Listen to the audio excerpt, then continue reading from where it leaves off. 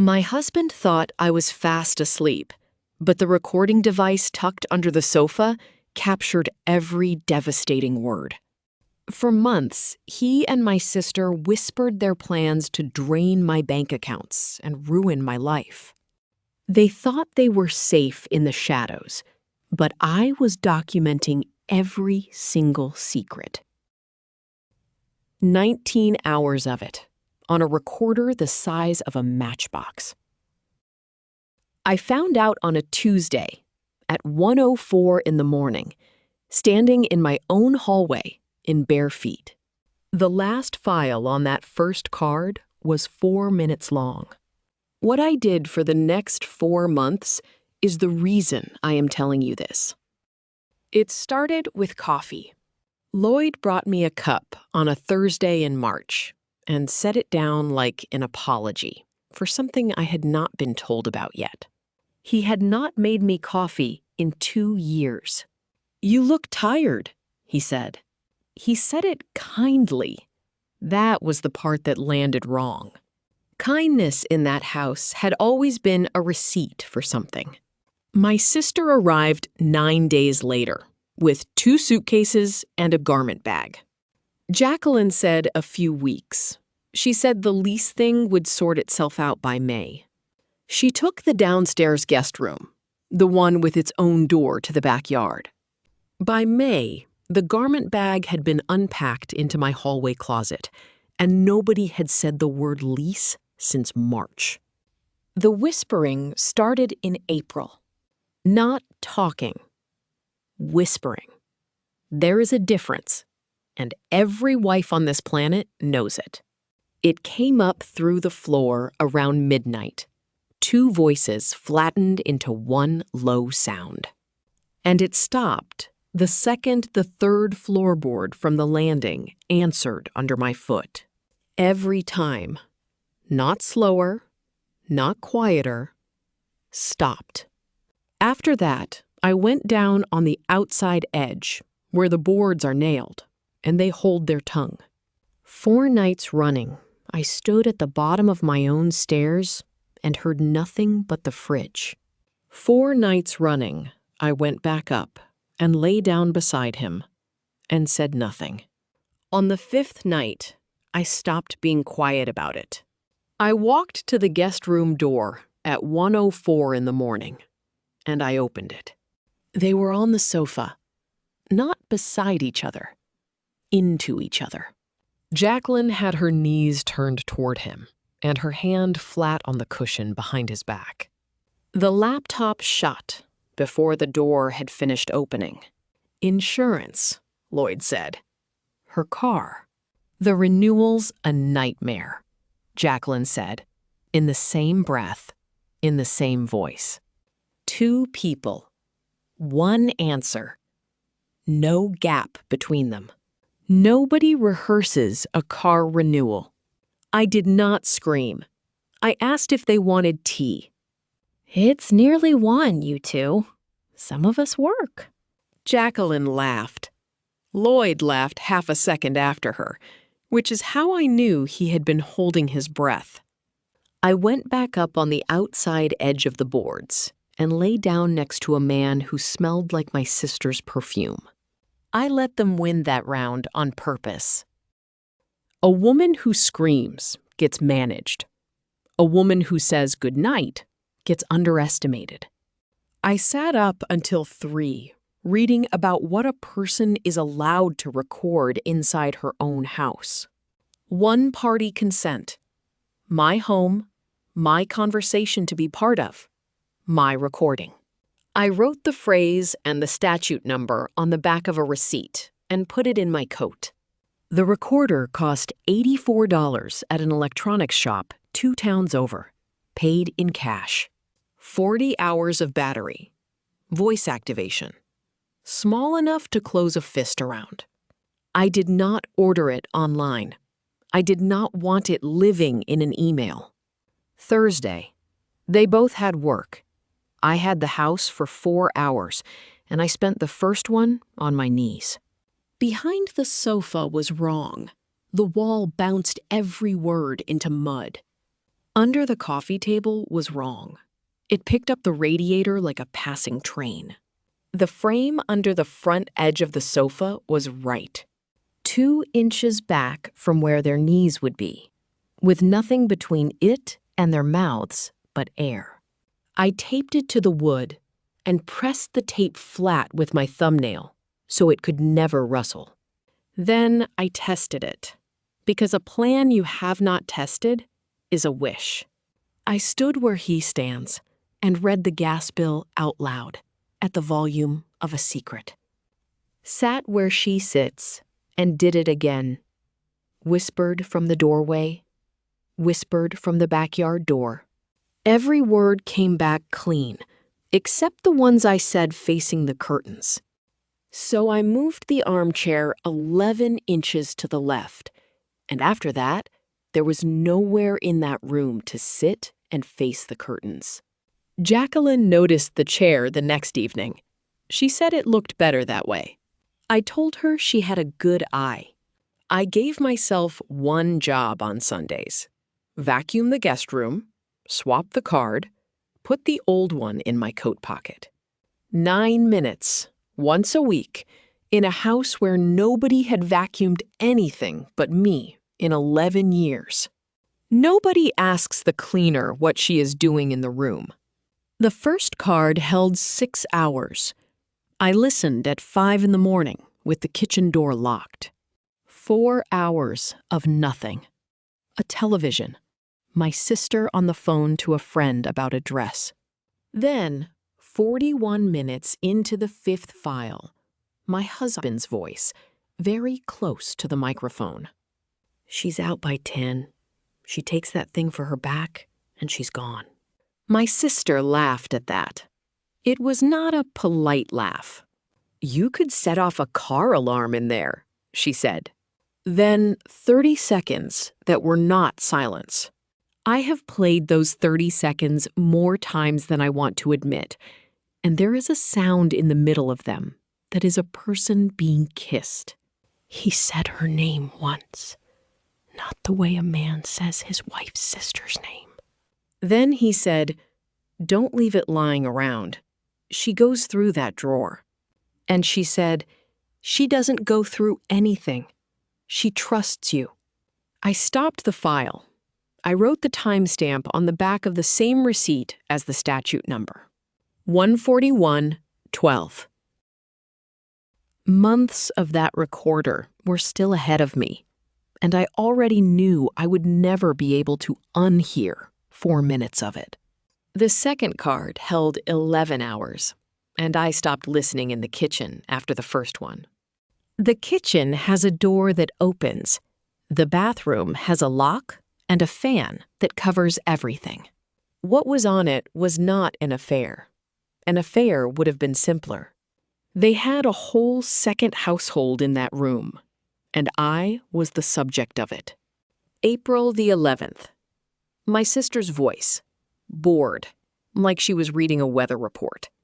She's been like this since she was 9. Everything's a crisis, and she's always the one who fixed it. And my husband, laughing.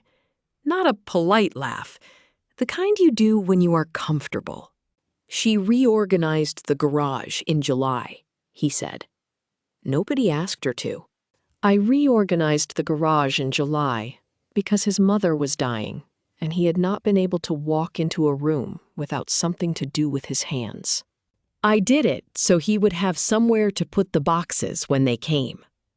He told that story 11 times on those cards, and by August, it had become a story about a woman who cannot leave anything alone. I started the notebook that night, 1 line per clip. Date, file, timestamp, what was said.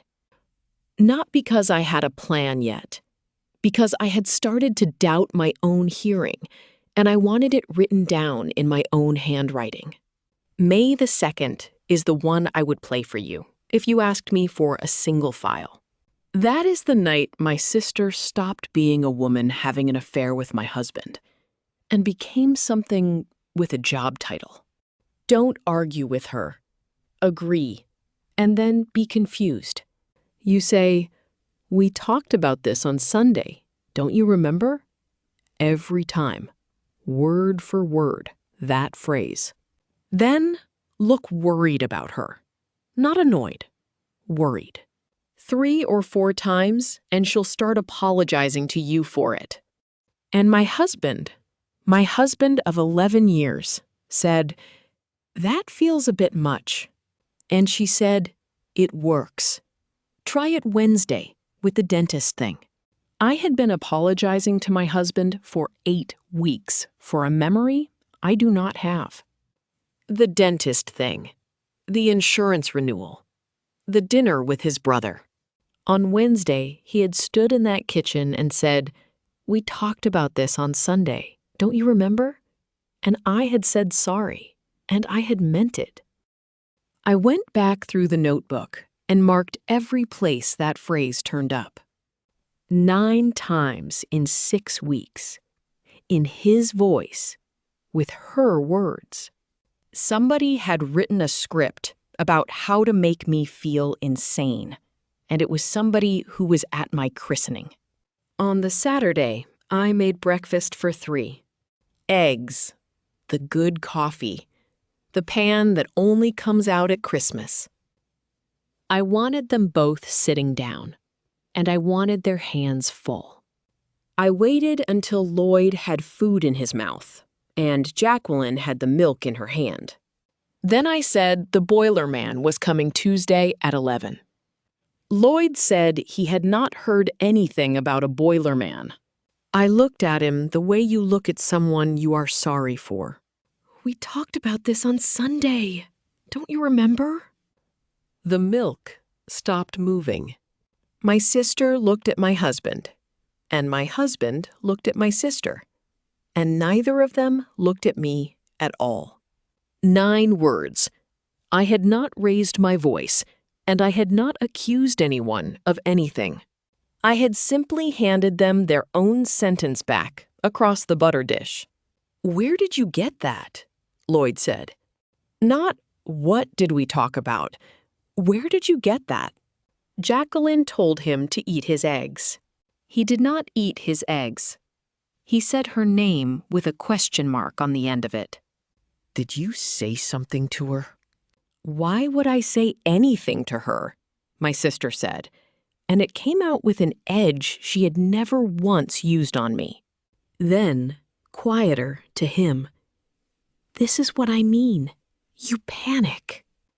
I stood at the counter with my back to them and topped up the coffee I did not want. Behind me, my husband and my sister had their first argument in 11 months, and it was about which one of them had made a mistake. She took her mug and went out to the backyard to smoke, which she does not do in front of me. He sat there with his fork down and did not follow her, which he always does. 8 seconds of them not being one thing. I had put that there. I wrote it in the notebook that afternoon, under a heading of its own. Saturday, 8:40. Asked who talked. Underneath it, I wrote one more line, and it is the only line in that book that is not evidence. They can be turned against each other. That night, the whispering came up through the floor again, and it went on for 2 hours. I lay in the dark over the top of it and let it run. Because on Sunday, I was going to change the card, and this time, I knew exactly which 2 people were going to be talking about money. The Sunday card ran 9 hours, and I got to the money at 20 past 4 in the morning. I had been waiting for a woman's name. What I got was an account number. 62,000 is the ceiling before the bank calls anybody.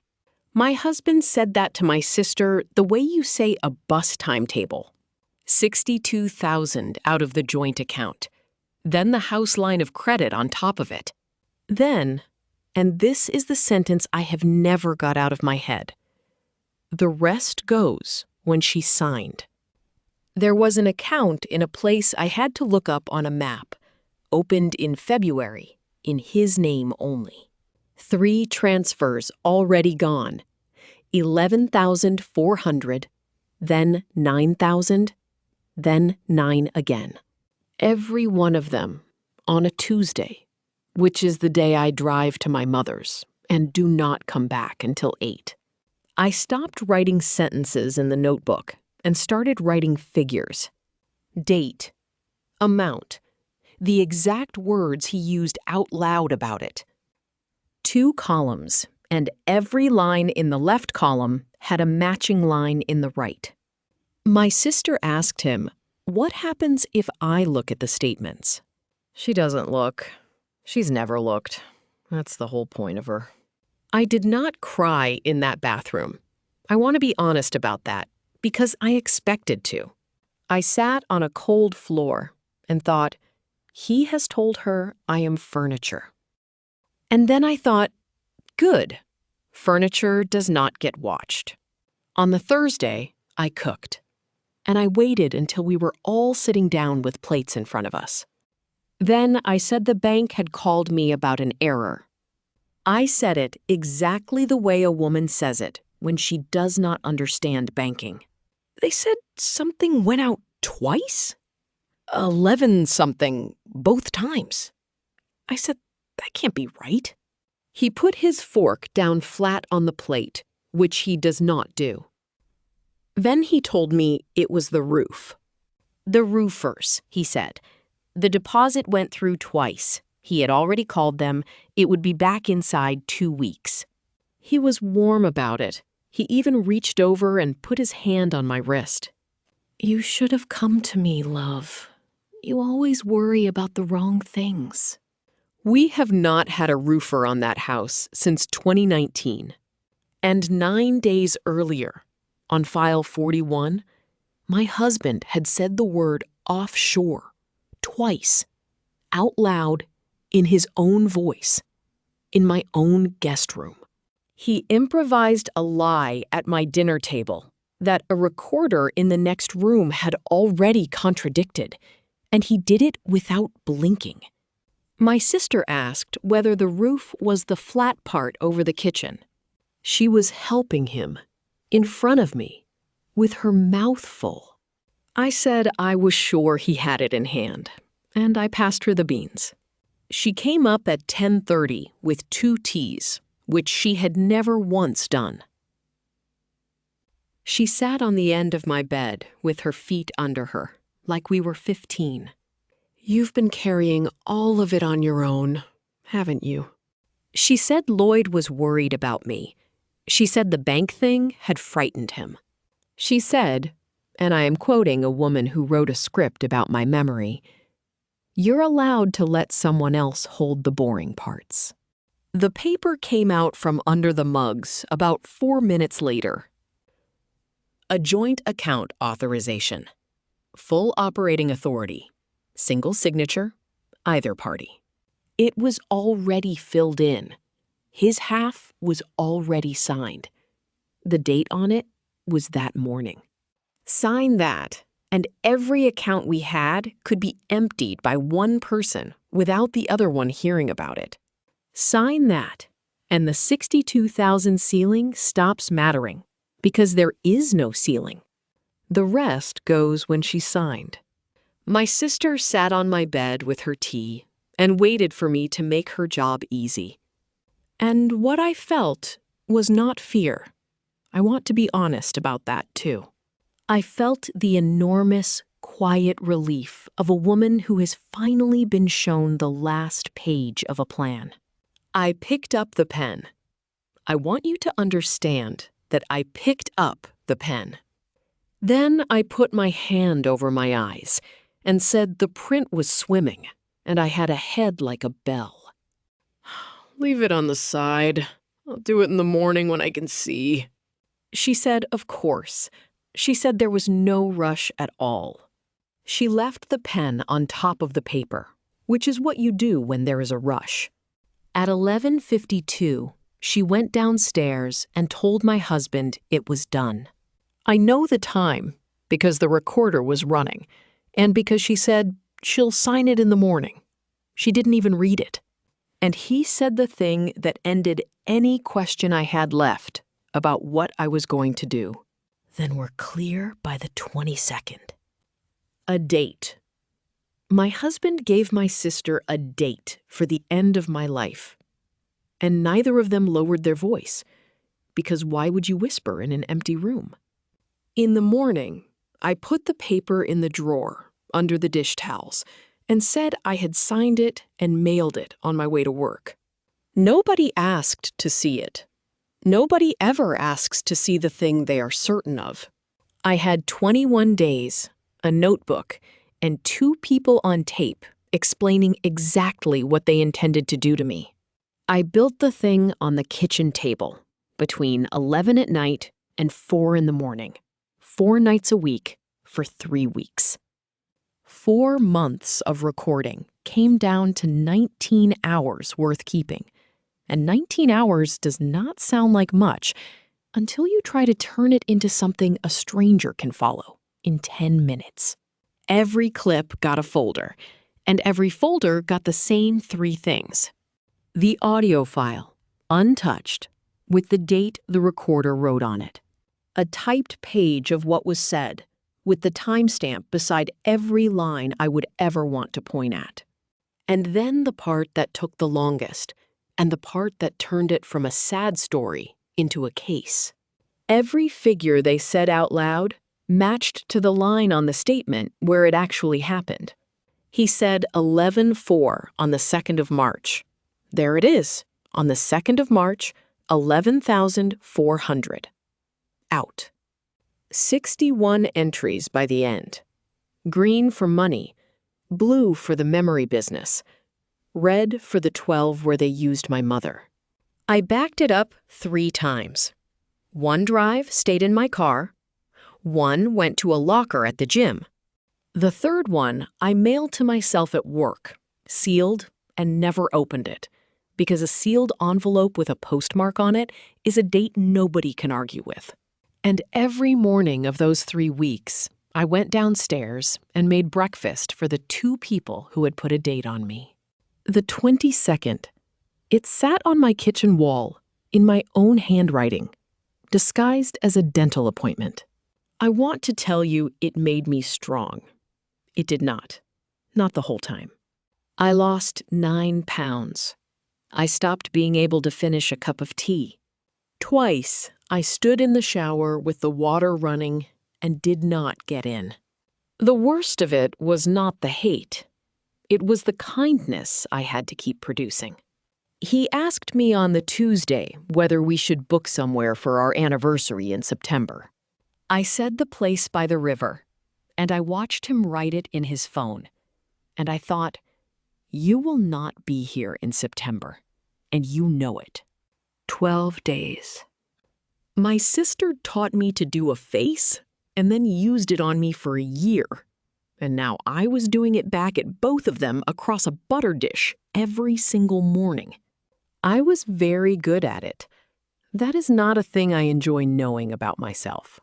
On the 11th day, I came down at 9 in the evening, and my husband had his hands under the guest room sofa. The rug was rolled against the wall. There was a toolbox open on the carpet. He said the boards under it had been lifting, and he was going to take a look while he had the tools out. The recorder was taped to the front rail. He had the back rail 8 inches off the floor. Another 12 inches, and the whole underside of that sofa was going to be facing the ceiling light. And my sister was standing over him with a glass of wine, looking straight down at the gap. 3 feet from me, looking at the exact square of carpet I had spent 3 weeks lying about. I have never been that frightened before or since. Not because of the sofa, because I could see the whole thing ending in the next 4 seconds, and the ending was mine. So I did not tell him to stop. That is the only smart thing I did that night. I said, "Oh, good, you've got the tools out." And then I said, The boiler man had told me the airlock in the upstairs radiator would take somebody 10 minutes. He said he would do it on the weekend. I said the weekend was fine. And I said it in the voice of a woman who was about to spend the whole weekend mentioning it. Jacqueline laughed and told him he might as well, because he would never hear the end of it now. She said it to him over my head, in the tone of a woman who thinks she is being funny about someone who is not really in the room. 11 months earlier, that tone would have gone through me like a wire. That night, I wanted to put my arms around her for it. He let the sofa down. It came back onto the carpet with the flat sound of something very heavy that has not been dropped.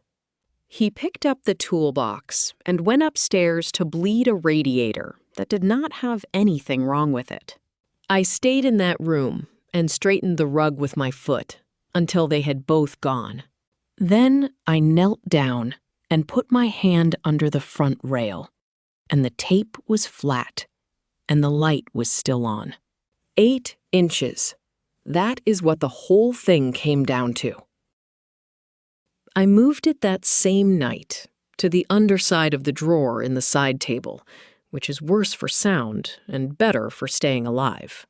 Then I sat on the guest room floor at midnight and made myself accept a thing I had been avoiding for 3 weeks. 61 entries in a notebook is not a case.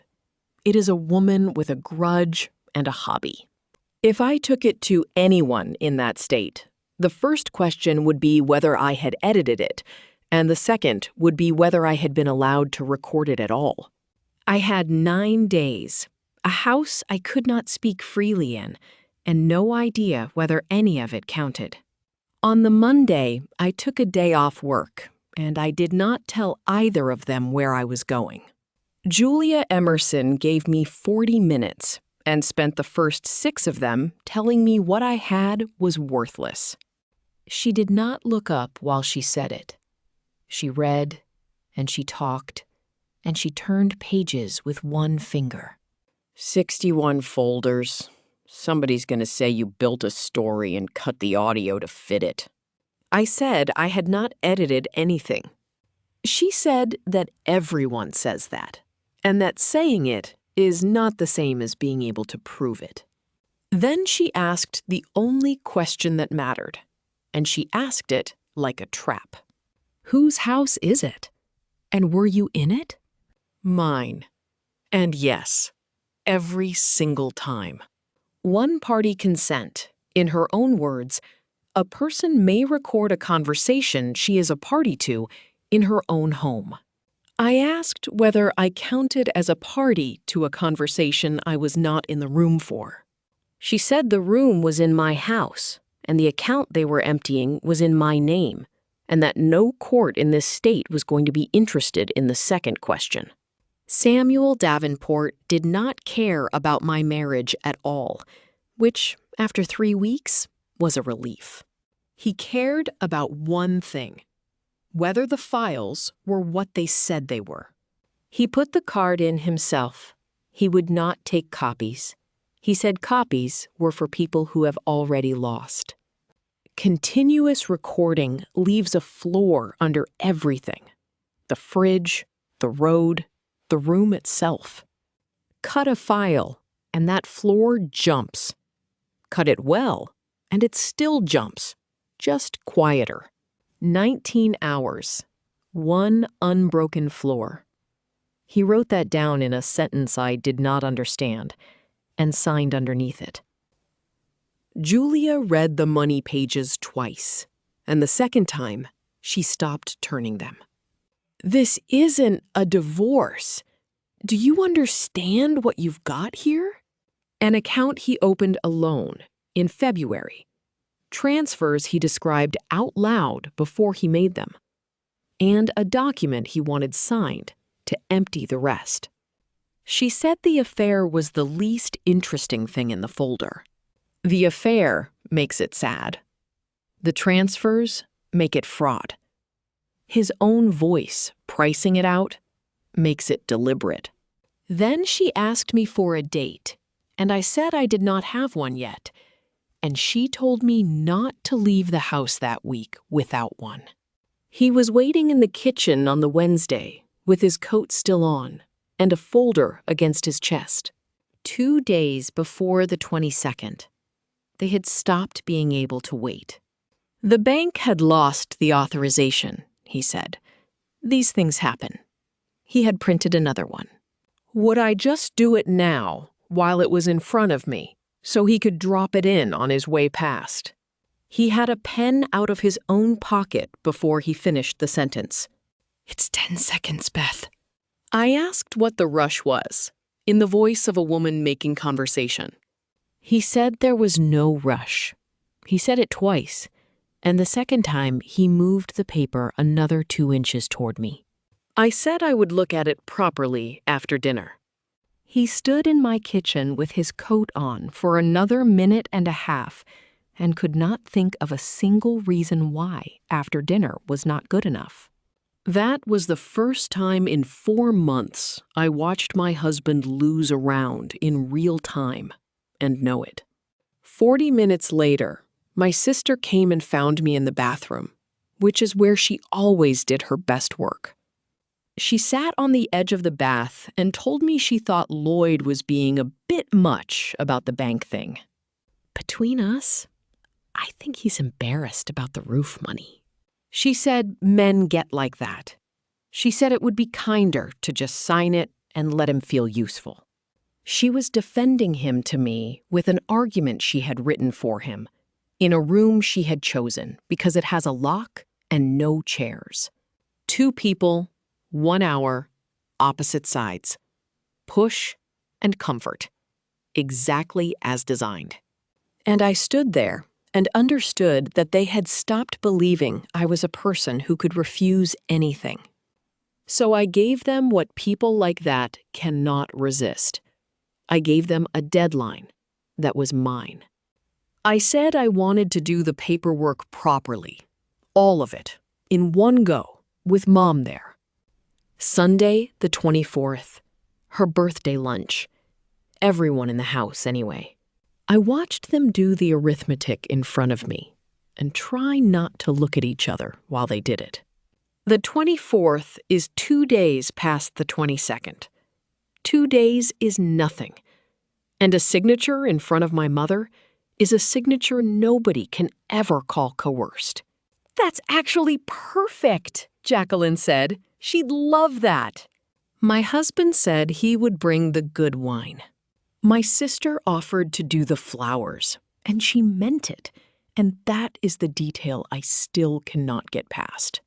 I wrote the date in the notebook when they had both gone up. Sunday, the 24th. Everyone in the room. Mom at the head of the table. Underneath it, I wrote, "They think it is theirs." That night, they sat in the guest room until 1:15 and planned what to do with the money once it cleared. The recorder was in the side table drawer, 8 feet away, running the whole time. 9 days later, a room full of my family would hear every word of it. 11 of us sat down at 2 o'clock on the 24th.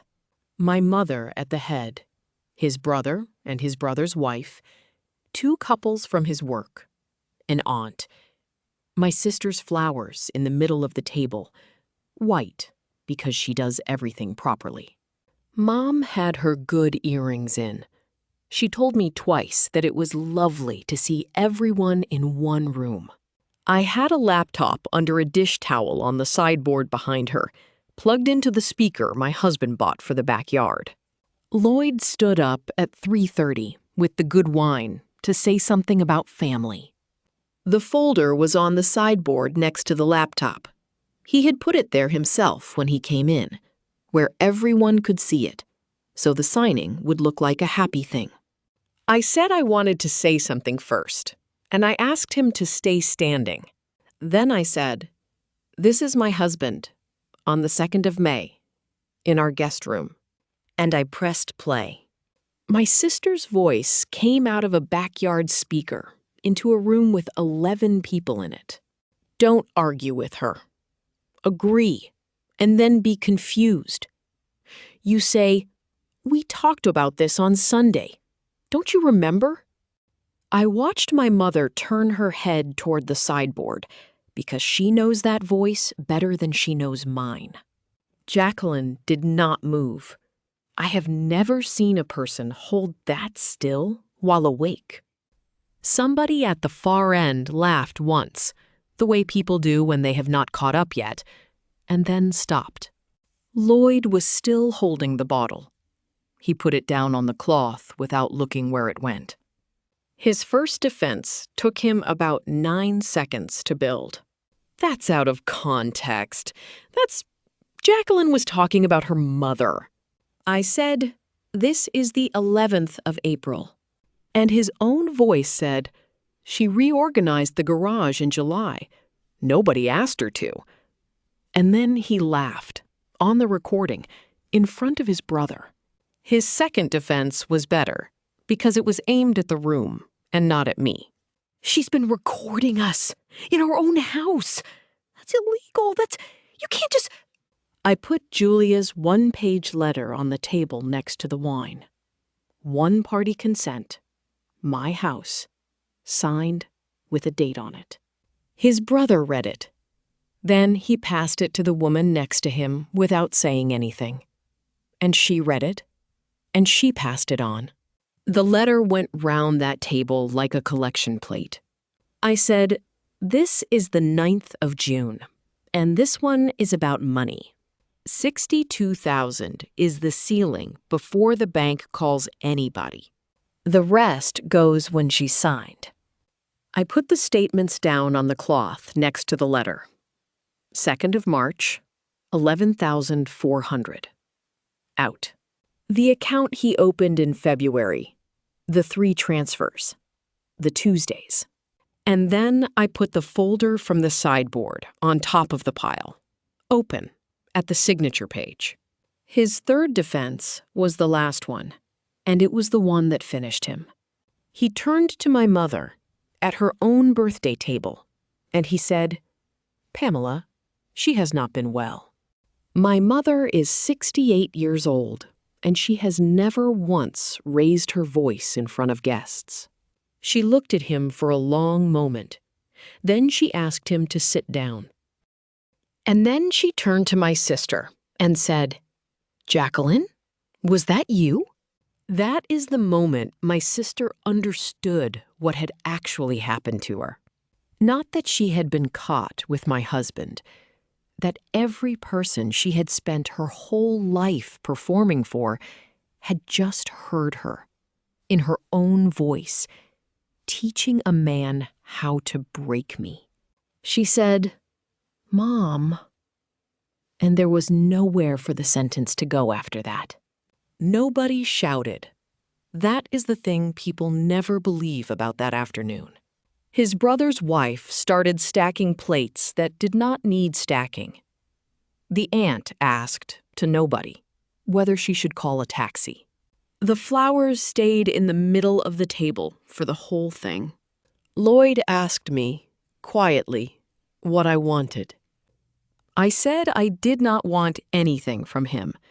I said my lawyer would be in touch on Tuesday. He looked at the folder on the table with his own signature already on it and understood that he had brought the evidence to the party himself. They were both out of the house by 6. He went to his brother's, who did not want him. She went to a friend's, and the friend had already had 3 phone calls by then. 2 of the people at that table worked with my husband.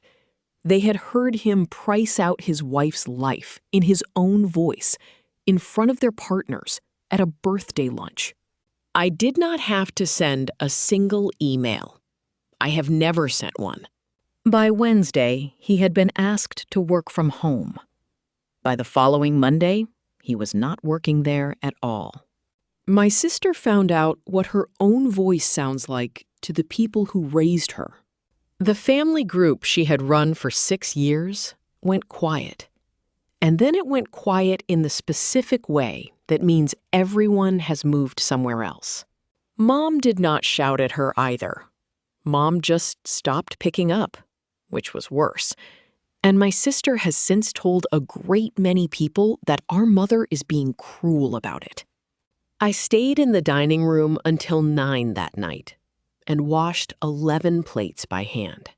The laptop was still on the sideboard, with the dish towel folded next to it. 19 hours, 61 folders, 1 afternoon. It took 11 weeks, and we were in a room with a judge in it exactly twice. Julia said the audio was never going to be the weapon. The audio was the map. The bank was the weapon. Every transfer he described out loud, sitting on my sofa, had a matching line on a statement. $29,400 moved out of a joint account into an account he opened alone and never mentioned. His own recorded voice explaining in advance that he would do it. There is a word for that, and it is not divorce. He came back the whole $29,400 before it ever reached a courtroom because his own lawyer told him what the alternative looked like. Then the house, which had been mine before him, and which he had spent 4 months planning to borrow against. Then costs. Julia's number, not his estimate of it. He stood on my front path in October to give the keys back, and he did not want to hand them over. He wanted to explain. He said he had been in a bad place since his mother died, and that Jacqueline had got into his head. You said the account had a ceiling of $62,000. That was the 9th of June, about 20 past 11 at night. He stopped talking. I said, "Ask me what else I know the time of." That is the whole conversation. He put the keys in my hand and went down the path. For 11 years, I had lost every argument in that house by being the one who cared enough to keep going. It turns out you win them by having the date, the hour, and the exact sentence. My sister came in November, when the story had finished going round, and there was nobody left who had not heard it.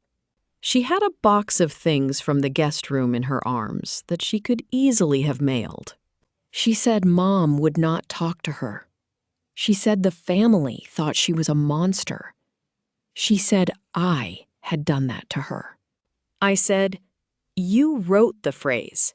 He only said it." She started to tell me it had not been like that, and I told her I had it in her voice on a Tuesday in May, and asked if she wanted to hear it.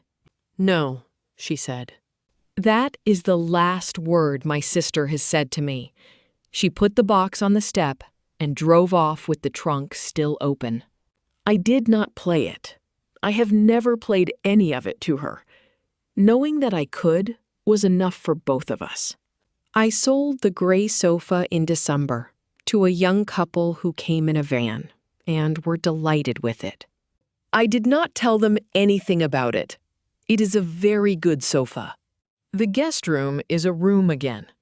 There is a chair in it and a lamp, and nothing that seats 2 people close together. The door to the backyard still sticks. I have not fixed it. What I did not expect was how loud a quiet house is at first. For about 3 weeks, I kept waking at 10 past midnight and lying there, listening for 2 voices coming up through the floor. And then one night, I woke up and listened, and there was a fridge and a road and nothing else. And I went back to sleep. I am not the woman who reorganized a garage so somebody else would have somewhere to put his grief. I am the woman who spent 4 months making breakfast for 2 people who had put a date on her and did not let either of them see her face change once. I do not entirely like that woman. I would not be sitting in this kitchen without her. The recorder is in a drawer in the kitchen, with the batteries out. $84, paid in cash, 2 towns over. It is the best money I have ever spent, and I hope you never need to spend it. If something wakes you at 1 in the morning and the room has gone quiet in a way that rooms do not go quiet on their own, that is not you being difficult. You do not need to prove it to anyone that night. You do not need to say a word with the door. You only need to know that the whispering has to happen somewhere, and that anything said out loud in your own house can be kept. For 4 months, my husband stood in my guest room and said whatever he liked, because he had checked the stairs, and he was certain I was asleep. He was right about the stairs. He was wrong about the sleeping, and there is 19 hours of him being wrong about it.